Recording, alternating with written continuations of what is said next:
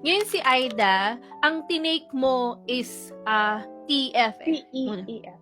Opo, TEF po. TF. Bigyan mo kami ng sample question sa speaking. Yan.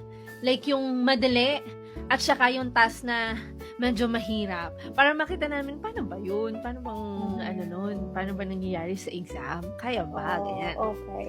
Sige. Opo, so sa TEF po, 2 sections po yung speaking. Yung first is yung bibigyan ka ng advertisement. Tapos, kunyari interested ka sa service.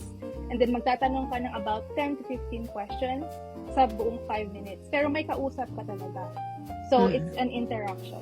Tapos, yung second section ng TEF is you try to convince, kunyari, your friend, ang situation doon mag-friend tayo, i-convince kita na, kunyari, magbabakasyon tayo sa Quebec, pero ikaw, sabihin mo, ayoko, wala akong pera, wala akong time, mahirap, marami akong ginagawa sa work.